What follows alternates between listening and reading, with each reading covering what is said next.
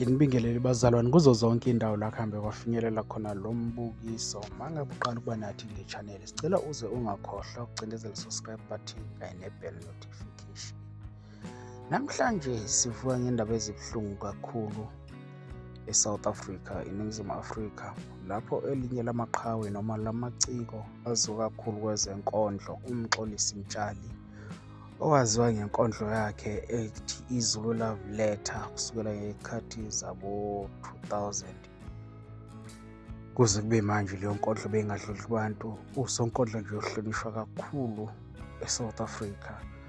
Kuvele indaba zokuthi udlulile emhlabeni, kepha ama-details amaningi besingakawathuli ukuthi kwenzakaleni nokuthi uyobekwa nini. Ngicabanga ukuthi somane sikuthulele nje lolu daba nokushiya abantu abaningi bedabukisa ey'nkundleni, njengoba sazi ukuthi endimeni yosonkondlo sisanda kudlulelwa elinye lamaqhawe, uSicelo Mpungose, owumfowabo Siyabonga Mpungose, kade esanda ukubekwa nje nakho sokudlula futhi leli qhawe nalo ngokukhulu ukuzuma. So nokuyizindaba ezibuhlungu-ke kweNingizimu Afrika.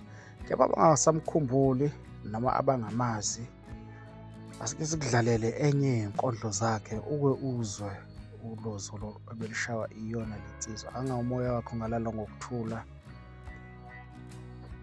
nomndeni ududuzeke, nehlobo nabangani nabanye osonkondlo, amaciko endimeni. Kubuhlungu. Asike sikudlalele le nkondlo uzwe.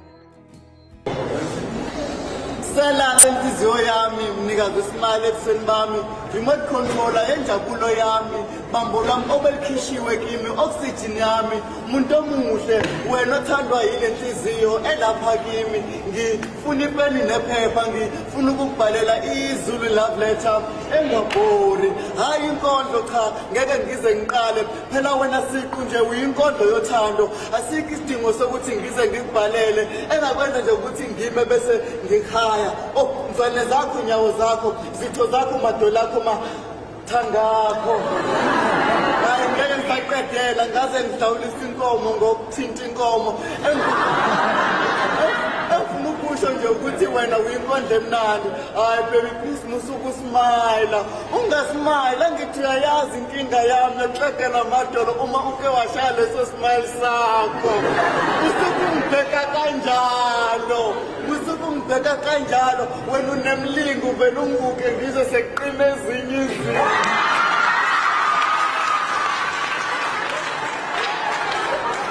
Bafethu ngicela ningibhaleke ipeni nephepha, ngifuna ukubhalela lo muntu iZulu Love Letter engabhori. Yabona-ke sengiqala ukulingeka-ke manje, sekuthi angikhulume ezothando, kodwa manje isikhohlakala esifana nami simthanda kanjani umsulwa njengawe.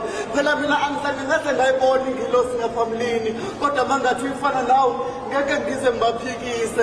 Ngineqiniso lokuthi igama elithi ubuhle lalingekho ungakazalwa wena, wazalwa-ke laselaqhamuka nalo. Phela wena awumuhle njengelanga liphuma, kodwa ilanga maliphuma lihle njengawe. Ivari ukuthi ukubheka nje kuyawageza amehla le out, bengizazi ukuthi ngiyisoka, kodwa ebukhuneni bakho ngivele ngiphelelwa amagama, ngithuke sengithi ngizokuthengela ibhanoyi ngingenawo ngishushelele ephaketheni. Abafethu ngicela ningibhaleke ipeni nephepha, ngifuna ukubhalela lo muntu iZulu Love Letter engabhori. Ngiyethemba bazalwane nizweleke inkondlo kaMxolisi Mtshali ongasekho emhlabeni. Umoya wakhe ungalala ngokuthula. Siyabonga, ungakhohlwa ukusubscribe. Mina nawe asihlangane kwividiyo elandelayo.